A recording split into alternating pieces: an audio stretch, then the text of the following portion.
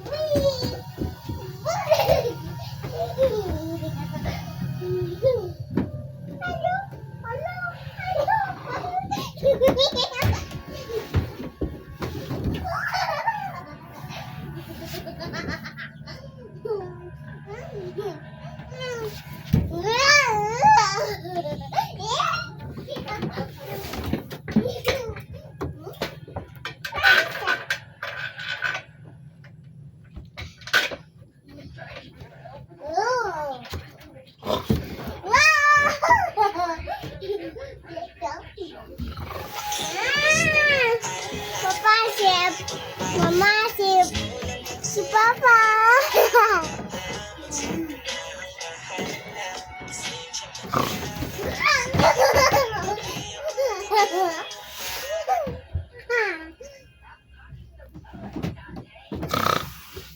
Papa, si Mama, si Papa. Papa, si Mama.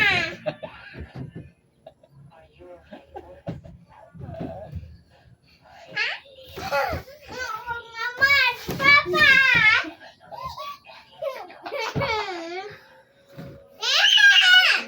Hi,